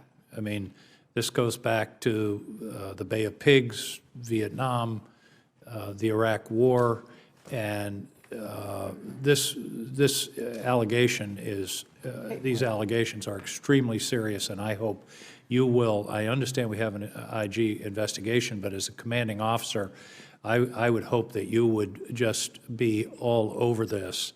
And I want to ask you a direct question. Have you ever ordered, suggested, or hinted to any of the intelligence command that they should sweeten the intelligence reports in order to portray a more positive view of the success of our efforts in Iraq or Syria? Absolutely not, Senator King. Absolutely not. Well, I just hope that you will just stay on this because, as you know, better than any of us, if you don't have good intelligence, you're not only going into the battle blind, if it's cooked intelligence, you're going into the battle with one hand tied behind your back. So I'm extremely concerned about this issue. This is a question for the record. You used the term progress in your statement a number of times, progress here and progress there. Not now, but for the record, I would like a very specific list of what you consider progress, where we are succeeding, because generally it doesn't look like that. It looks more like a stalemate, and I think, again, we should have this information, and I know some of it is in your testimony, but I'd like, if you could, just a one-pager on where you think progress has been made. Be happy to provide that, sir. We'll get that to you right away. Thank you. And I think from a broad question of policy, and this comes off of a lot of the other discussion we've had, Assad and ISIS are evil twins. ISIS largely came into existence in reaction to Assad. And in retrospect, and like Senator Kaine, I was one who was very reluctant about getting involved, but in retrospect, the longer we've left Assad there, it has created a situation, both a humanitarian crisis and a situation that has allowed al-Nusra and ISIL didn't even exist when we first started having these hearings. And it's allowed them it's given them an enemy and an opportunity to make hay with the population. So a strategy that ignores Assad and, for example, trains troops to go into Syria to only fight ISIL but not Assad, I just think I think we now need to recognize that that's not a logical strategy. And part of good strategic thinking is that you modify your strategy according to changed circumstances. And the circumstances are, and you mentioned he's losing his capabilities every day. I'm sorry, General, I've been hearing that at every hearing since 2013. Assad is about to go. He's about to collapse. And I know you didn't say that today, but we've got to find a strategy that allows us to move Assad aside in some way, working with the Russians if necessary, or the Iranians if necessary, because he's the irritant that's keeping this thing stirred up. And then finally, in terms of our troops, the fundamental problem, it seems to me, is we're not going to defeat ISIS with just air power. Everybody knows that. We're trying to rely on a weak force in Iraq and no force in Syria. How do we refine this strategy, General? And you know that in order to root them out of Mosul or Raqqa or any place else, you're going to have troops on the ground. We don't want them to be Americans. How do we break through this? Clearly, the train and equip is just too little, too late. Your thoughts? We're going to need a greater commitment from the partners that we're enabling, Senator. You know, again, if the Iraqis make the commitment to put more troops through the train and equip program, we'll get them trained and equipped, and we'll get them into the fight. Are there signs that the Iraqis are willing to do that? Do they want Mosul back? I think so. I certainly think so. They want to stabilize Anbar first, and then take on Mosul. But yes, I believe that. Ms. Wormuth, give me some thoughts on the overall strategy here. Certainly, Senator. I was going to say, in terms of getting more Iraqis into the fight, they are, as I said, they're opening the aperture in terms of which units they're putting into our training sites. So that's going to help, I think, create additional troops. I'd like specific numbers on that, by the way, for the record. Certainly, certainly. And we see them starting to now plan ahead in terms of which units are going into the training pipeline, which again, I think indicates a greater sense of urgency on their part. And on the Syrian side of the ledger, I would say it is clearly harder to find partners on the ground on the Syrian side of the ledger. But one of the things that we didn't envision a year ago was the partnership, if you will, that we have of our air power with the Syrian Kurds and the Syrian Arab coalition that are operating with them. That group on its own won't be enough, but we are continuing to look for opportunities like that, even as we review our own train and equip program. Well, I would join in Senator Kane's remarks that I really think you need to rethink a strategy about a safe zone, a no-fly zone, some protection from Assad's barrel bombs. This is something, I hate it when the chairman's right, but he's been talking about this for 2 years.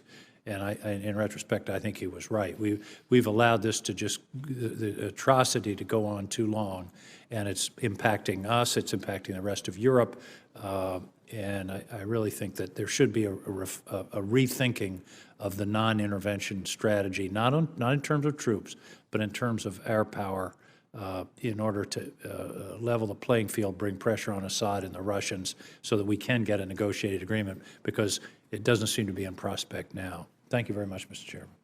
Thank you. And again, upon behalf of the Chairman, Senator Tillis. Thank you. Ms. Wormuth, you made in your opening statement, I apologize, I had to step out, I had to go to a Judiciary Committee meeting, but you made a comment in your opening statement that I want to focus a little bit of time on through a series of questions that hopefully I can get brief remarks. You said that ISIS is not 10 foot tall. The reason that I have a concern with that kind of statement is that it's reminiscent of characterizing them as a JV team. They are a very serious threat. Before I go forward, General Austin, I neglected to do what I always do when I see people in uniform. Thank you for your service. I know you guys are a part of the solution. But when we say that ISIS is not 10 feet tall, they are the richest threat group of this kind in human history. Through the seizure of assets for the Iraqi National Bank, I think they seized some $820 million. Last week, we just had a memorial for 9/11. It's estimated that the 9/11 attacks cost about $500,000. Through that one asset seizure, if my math is right, that equates to about 1,600 9/11s, having the resources to strike that kind of damage in our homeland, in the Middle East, in Europe, and other places. I think that we need to recognize them as one of the single greatest threats that we have today. Of course, we have Russia, North Korea, Iran, but they're at the front line for people that we have to take seriously, and we have to figure out when we're making progress and when we're not. That leads to my questions. Do you feel like year over year, over the last 24, 36 months, whatever time horizon, General Austin, makes sense to you, does ISIS control more or less territory, or do they have greater or less influence in other areas that are emerging as potential strongholds for ISIS in the future, more or less? Less in Iraq. What's the net? Because we know they're expanding elsewhere. We know they're changing jerseys in Afghanistan from al-Qaeda and other groups and Taliban into ISIS. We've got them operating in other areas. So what's the net, more or less? It would be more if you consider. Okay.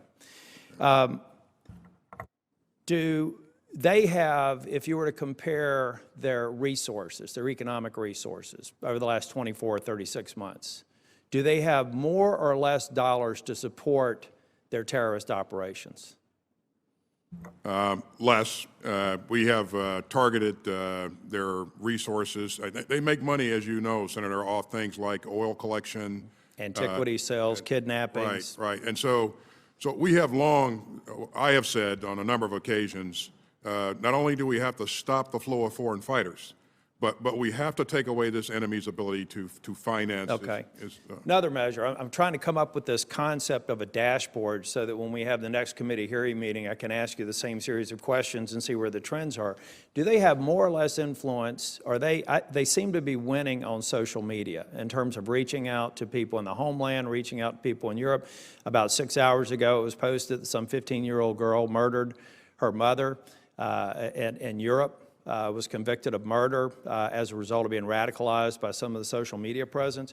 Have we stemmed the tide on their continued expansion of the use of social media to radicalize people internationally and in the homeland? I think they do have a more effective counter-messaging campaign at this point. Yeah. That's an area we need to work on. And it seems to be growing. It seems like, again, in terms of trends, the ground that they're taking, the places they're heavily influencing, social media. I mean, this is an organization that is trending in the wrong direction against the greatest superpower that's ever existed. I want to go back to chemical weapons. Do you think that there's been reports, I only want to talk about confirmed reports. Do you think that their use of chemical weapons have increased over the last 24 months, or that are beginning to see evidence that they're being used in certain areas in Syria and Iraq? More or less? Senator, given that they had no apparent use of chemical weapons at the outset, there have been So now there's more. Some indications. Okay. And then the last question I have is how we're working. I understand that most of the problem has to deal with the fact that Iraq has failed to do what they need to do to engage the Sunni population, but they haven't done it. So over the course of the last 24, 36 months, has the Sunni population been more or less inclined to side with ISIS where the conflicts are arising in Iraq?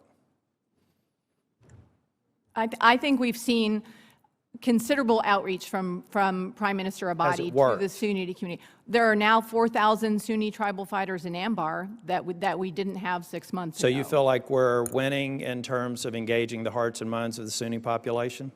I think we're bringing more Sunni tribal fighters into the fight. Okay. I would agree that they're less inclined in Iraq to side with ISIL. They've seen what ISIL brings to the table, and most of the Sunnis don't want that going forward. But they do want to be included in the government of Iraq. So. And I think that they should be, if we're going to have a long-term strategy that has productive engagement. Thank you very much. I'm sorry, Ranking Member, for going over my time. Thank you, Senator Till. Senator King has requested an additional question. Senator King. And not a question, Mr. Chairman. I want to submit for the record an extraordinary speech by Robert Gates in 1992 when he was head of the CIA on the danger of the politicization of intelligence. It's prescient and brilliant, which is not surprising coming from Robert Gates, and I just want to submit it for the record. Thank you. Without objection, so ordered. On behalf of Chairman McCain, let me thank the witnesses and adjourn the hearing. Thank you.